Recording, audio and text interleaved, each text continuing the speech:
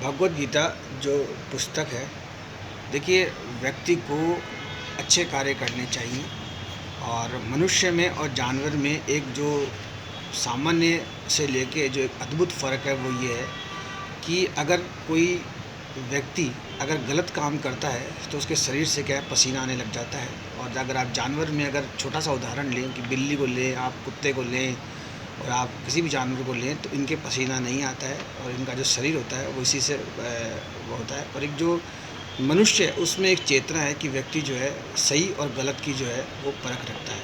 भगवद गीता जो है, इसका इतना निरंतर अध्ययन, मंथन, चिंतन और इसके द्वारा जो जिनको ये मार्ग मिला है, और उसमें एक जो मार्ग जो मेन आता है वो जो मार्ग है वो सिर्फ़ और सिर्फ भक्ति मार्ग का आता है। व्यक्ति को भक्ति मार्ग की तरफ जाना चाहिए। और रही बात जो मैंने बताई आपको कि क्या सही है क्या गलत, आप देखिए, इस बात को समझिए कि अगर आपके शरीर से पसीना आता है या आपको घबराहट होती है, इसका मतलब वो कार्य अच्छा नहीं है, वो कार्य गलत है।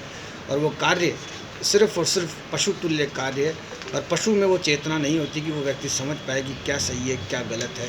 हमें जिस तरीके से ये भगवद गीता मिली है वो भी थोड़ा प्रभु सा। जी, ये जो भगवत गीता है, जी। ये मनुष्य के लिए, जानवर के लिए नहीं है। जी। तो ये जो जानवर हैं, वो थोड़ी ना बुद्धि होती है उनकी वजह से समझ पाएंगे। तो भगवान ने अगर कुछ भी बोला है तो मनुष्य जीव आपने धारण किया है तो मनुष्य के लिए बोला है। तो मनुष्य कौन है जो ये ज्ञान को प्राप्त कर सकता है? तो हमें सबसे पहले ये ज्ञान प्राप्त करना है। ज्ञान प्राप्त करने के बाद हमारा जीवन इतना सुखमय हो जाएगा, इतना बढ़िया हो जाएगा, कोई एंग्जाइटी कोई स्ट्रेस नहीं रहेगा। क्योंकि जब हम सब कुछ जान लेंगे तो फिर बचा क्या?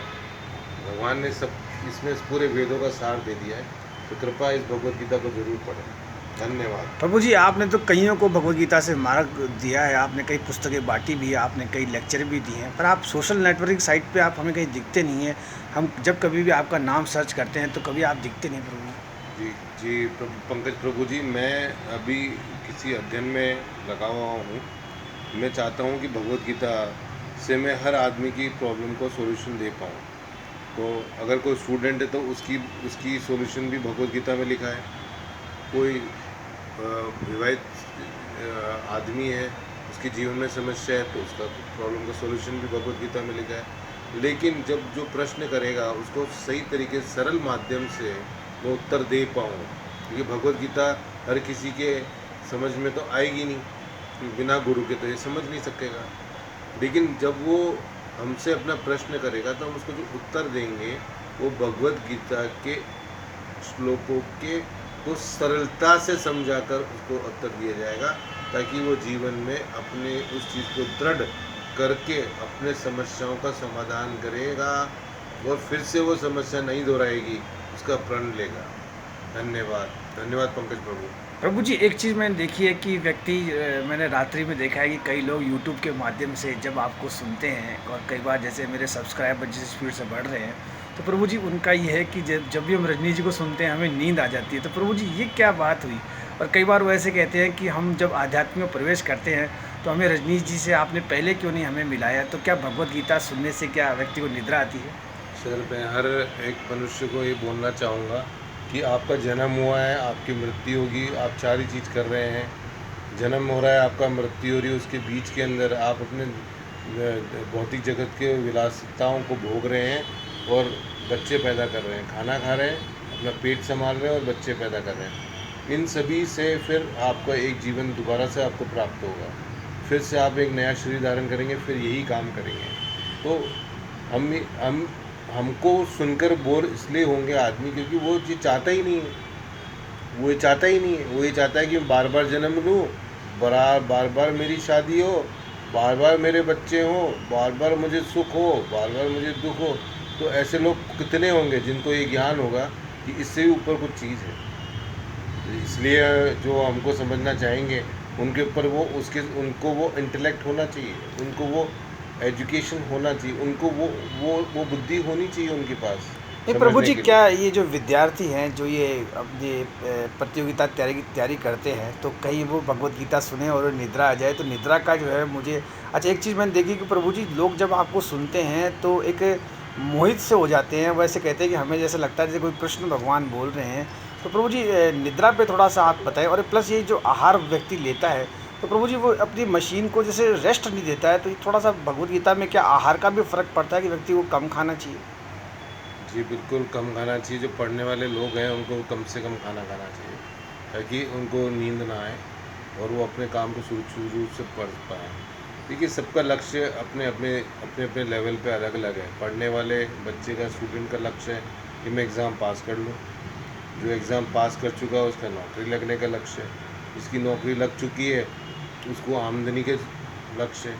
आमदनी उसको मिल गई तो उसको प्रमोशन का लक्ष्य है। प्रमोशन अगर उसका हो गया है तो कोई उसका और लक्ष्य है। इसका मतलब हर दिन, हर समय, हर आदमी, हर समय के अनुसार उसका लक्ष्य बढ़ रहा है, लक्ष्य उसका बढ़ता जा रहा है। लेकिन हमारा बिल्कुल सिस्टम अलग है। हम ये भौतिक जगत में जो पढ़ाई आप कर रहे हैं, उस ज्ञान के लिए मना नहीं कर रहे हैं। वो आप पढ़िए, उसमें आप सर्वश्रेष्ठ जाइए, आप उसमें और ऊंचाई से ऊंचाइयाँ पाइए। लेकिन जीवन जीने की कला तो सीखनी पड़ेगी। बिना टेंशन के जीवन जीने की कला तो सीखनी पड़ेगी। बिना टेंशन के हम प्रगति करें और एक टेंशन से के साथ प्रगति करें, तो आप क्या चाहेंगे? बिना टेंशन के प्रगति करना चाहेंगे। भगवान ने भी अर्जुन को यही कहा है कि भैया, या तो तू मेरी बात समझ के मेरे मार्गदर्शन पे चलेगा तो तू एक दिन राजा बनेगा, भी जीत प्राप्त करेगा। तो जब अर्जुन ने कॉन्फिडेंट होकर काम किया और वो जीता, तो आप भी जीतेंगे। किसी भी समय में, किसी भी जगह पे आप जीतेंगे। चाहे आप स्टूडेंट हो तो जीतेंगे, आप प्रमोशन चाहते तो जीतेंगे, आप सब अपने स्तरों पे जीतेंगे। तो फिर भगवद गीता को सुनने में नींद क्यों आ रही है? प्रभु जी क्या विद्यार्थी को भगवद गीता पढ़नी चाहिए, और क्या इसमें कोई आयु का भी कोई है कि भाई इतने वर्ष का आयु व्यक्ति भगवद गीता पढ़ेगी? लोग कहते हैं ये तो भाई बूढ़ों का काम है। तो क्या विद्यार्थी को भगवद गीता पढ़नी चाहिए? और कोई विद्यार्थी अगर भगवद गीता पढ़ता है तो क्या वो एक सफल, जिसे कहते हैं एक सफल व्यक्ति बनता है? थोड़ा विद्यार्थी के खाली बारे में बताएं। विद्यार्थी नहीं, जी। हर आदमी को भगवद गीता पढ़नी चाहिए, क्योंकि उसके अलग अलग जगह पे अलग अलग काम आएगी। बिजनेसमैन के लिए मैनेजमेंट बुक हो सकती है, स्टूडेंट के लिए अपने जीवन को पार करने के लिए हो सकती है, गृहिणी के लिए अपने मन को शांति लाने वाली हो सकती है। तो हर आदमी के लिए अलग अलग लेवल पे भगवद गीता काम करती है। बिजनेसमैन के लिए अलग करेगी, स्टूडेंट के लिए अलग करेगी। हर चीज़ के लिए, हर आदमी के लिए एक ही लक्ष्य बताया है भगवान ने कि तू उसको विजय पा। तो विजय पाने के लिए तो हमें कुछ करना ही पड़ेगा। सिर्फ हम पढ़ते जा रहे हैं, हम एग्ज़ाम देते जा रहे हैं, पास नहीं हो रहे। तो पास क्यों नहीं हो रहे? तो कोई ना कोई तो हमारे में कमी त्रुटि होगी, या तो हमने अपनी इंद्रियों को कहीं और लगाया होगा, कहीं ना कहीं तो हमें हुआ ही होगा, पता ही होगा। तो ज़रूरी नहीं है कि एक लक्ष्य आप प्राप्त करने में अगर विफल हो जाए तो दूसरा लक्ष्य प्राप्त नहीं होगा। तो भगवद गीता उसके लिए भी बता रही है। तो सब चीज़ों के लिए एक ही किताब है, सब चीज़ों को ध्यान करने के लिए एक ही चीज़ है। प्रभु जी जैसे ऐसे कहते हैं कि माता और पिता जो है वही गुरु होते हैं। मैंने कई बार आपको बचपन में भी जो है, जब आप स्कूल के लिए जाते थे, तो मैंने देखा है कि आप जो है 2 पाठ जो है रामायण के आप करके जाते थे, चाहे कितना भी आप व्यस्त हों। और मैंने कई बार तो खुद आपको जो है रामायण का पाठ जैसे 6ठी 7वीं 8वीं कक्षा में मैंने देखा है, और आपके जो नंबर होते थे वो भी बड़े आते थे, और आपने जैसे आईआईटी के लिए भी खूब आपने तैयारी करी।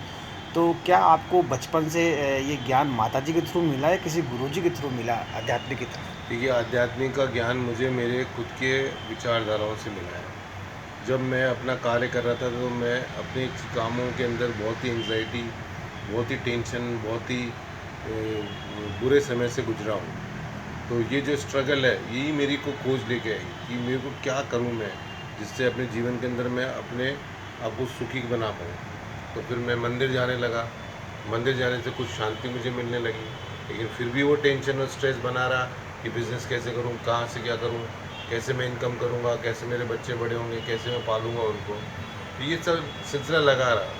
लेकिन अब मेरे जीवन में कोई स्ट्रेस नहीं है, कोई टेंशन नहीं है, क्योंकि मैं भगवद गीता जान चुका हूँ। क्योंकि मुझे समझ आ गया कि ये सब भगवान के द्वारा किए हुए कार्य हैं। भगवान का दिव्य ज्ञान जानने के बाद में, भगवान जब मुझे दिव्य शक्ति दे रहे हैं, तो मेरे पास सब कुछ है। आज मेरे पास गाड़ी भी है, आज मेरे पास घर भी है, आज मेरे पास प्रोफेशन भी है, आज मेरे पास काम भी है, मेरे पास सब कुछ है। तो ऐसा मैं आपको यही कहना चाह रहा हूँ कि भगवद गीता आपके जीवन में कभी भी आ सकती है। जब आप हारेंगे, जब आपको नया रास्ता चाहिए होगा, तभी आएगी। अच्छा प्रभु जी, एक चीज़ ये सुनाती है कि आज का जो भौतिकी युग है उसमें जैसे आपने विदेशों में भ्रमण किया है, आप दिल्ली, बम्बई, कलकत्ता, कई बार आपका इतना व्यस्ततम ये रहता है, फिर भी उसमें आप ये इतना समय कैसे निकाल लेते हैं? तो एक चीज़ मैंने देखी, कई बार आप खुद अपने मतलब धन वैसे भी आप आगे बढ़ते हैं, तो ऐसे इस भौतिकी में आपने मतलब अपने आप को मतलब कैसे ढाला कि मतलब थोड़ी समझने वाली बात है कि आज मैं व्यक्ति को देखता हूँ, व्यक्ति जैसे सुबह उठता है तो परेशान सा होता है, और आप नित्य जो है ठाकुर जी के जो आप जो आराध्य हैं उनके दर्शन करते हैं। तो आपने मतलब ये क्या आपके शुरू से थी, या आपको मतलब ऐसी लगन लगी कि आपको इतना दूर तक का दिख जाता है? कई बार जैसे कोई व्यक्ति आपके पास आता है तो मैं देखता हूँ कि वो बड़ा दुखी आता है, मगर जब आपके पास से जब वो जाता है तो उसका मनोबल इतना बढ़ जाता है कि वो भी जो है, मगर थोड़ी देर बाद में वो रुक जाता है। तो आपको क्या ये चीज़ मतलब जो ये भौतिकी जो था लगाव आपको था नहीं, क्योंकि आपने मैंने देखा है कई बार आपने बम्बई, दिल्ली आपने भ्रमण किया है और आपने विदेश का भी किया है।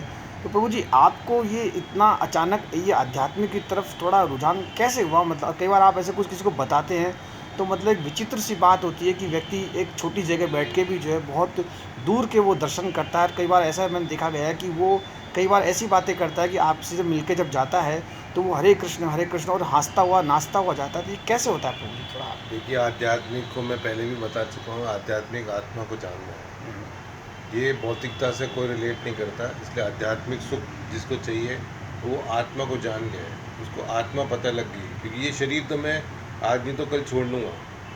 ये शरीर मेरे छोड़ते ही उसके बाद क्या होगा? मेरा काम, मेरा व्यापार, मेरा समय, मेरे जो कस्टमर्स हैं वो सब खत्म हो जाएंगे। अगर इसका कोई दायित्व निभाने वाला आया तो निभा पाएगा, अदरवाइज़ मेरा जो बिज़नेस करोड़ों रुपए का, अरबों रुपए का, वो भी खत्म हो जाएगा। तो ये मेरा दिमाग लगा है, मैंने सोचा अगर मान लीजिए कि मैं इस भौतिक जगत के अंदर किसी को रखता हूँ और उसको मैं उत्तरदायी भी बनाऊँगा मेरे काम के लिए, तब भी बस उसको बनाना ही पड़ेगा। मैं तो इस जीवन से जाऊँगा ही। इसका मतलब मेरा आत्मा को समझते ही आपको एक सुख प्राप्त होगा, जिसका नाम है आध्यात्मिक सुख। जी तो प्रभु पंकज जी। प्रभु जी, आध्यात्मिक सुख ही सब कुछ है। अच्छा प्रभु जी, आध्यात्मिक क्या सुख सांसारिक व्यक्ति, जैसे आपने तो खैर इतना समय बिताया है आध्यात्म में, तो एक सांसारिक व्यक्ति भी क्या इस आध्यात्मिक का सुख आनंद प्राप्त कर सकता है? सांसारिक व्यक्ति। बिल्कुल कर सकता है। सांसारिक के लिए तो आध्यात्मिक सुख की जरूरत है। ये भेड़ बकरी गाय तो आध्यात्मिक सुख ले नहीं सकती। आध्यात्मिक सुख का प्रॉपर मतलब आप अगर आप समझना चाह रहे हैं तो वो परम आनंद जो आपको इन वस्तुओं में, इन समय में कुछ समय के लिए आता है, उसके बाद बंद हो जाता है। तो परमानेंट आनंद अगर आपको चाहिए, परमानेंट ब्लिस्ड ऑफ भगवान, ब्लिस, दिव्यता, दिव्य मतलब मेरे पास, आपके पास इतनी पावर आ जाए कि आपको कमाने की ज़रूरत नहीं हो, आपको इतने भटकने की ज़रूरत नहीं, इतनी मेहनत करने की ज़रूरत नहीं, तो आप क्या करेंगे? आप वो वाला सुख चाहेंगे या वो वाला सुख चाहेंगे जिसमें सुबह शाम गधे मजदूरी की तरह आप काम करें और शाम को आपको पैसा भी ना मिले? ठीक है, अध्यात्म भौतिक जगत में तो आपको पैसे भी खा जाएंगे लोग। तो आप क्या चाहते हैं? दुख चाहते हैं या सुख चाहते हैं? सुख चाहते हैं तो अध्यात्म में जाना पड़ेगा, दुख चाहते हैं तो भौतिक में रखे रहिए। तो प्रभु जी ने बहुत बढ़िया बताया आपने। आपको मैं एक थोड़ा प्रश्न बताना चाहूँगा कि अब वो भौतिक जगत में भी लोग दारू पिए रोड पे मिलेंगे, आध्यात्मिक जगत के अंदर, अध्यात्म में हमारे आश्रम में हमारे जो गुरुजन हैं, उनमें से एक को भी आप हिंसा करते हुए नहीं देखेंगे, एक को भी दारू पिए हुए नहीं पड़े हुए देखेंगे, एक को भी निर्लज भाषा में बात करते हुए नहीं देखेंगे, एक को भी सुसाइड करते हुए नहीं देखेंगे। जो अध्यात्म का रंग है वो ऐसा रंग है, एक भी सुसाइड नहीं करेगा। वो कहेगा कि मैं इस जीवन में लड़ूंगा और भगवान की सेवा करूंगा, इस जीवन में लड़ूंगा और भगवान की सेवा करूंगा। आध्यात्मिक जगत में ये पावर है। भौतिक जगत में तो रोज ही मर रहे हैं, रोज ही सुसाइड कर रहे हैं। क्यों? क्योंकि वो चाहते ही नहीं है, मजा ही नहीं आ रहा उनको जीवन के अंदर। धन्यवाद, बहुत बहुत धन्यवाद पंकज प्रभु जी, जी प्रभु। आज के लिए। जी प्रभु। तो ये रजनीश जी थे, और रजनीश जी जो हैं, आपको मैं क्या बताऊं इनके बारे में। इनसे जो है काफ़ी जो लोग हैं वो प्रभावित हुए हैं, और काफ़ी लोगों ने जो है इनसे जो है रास्ता लिया है। इसमें इतना ही।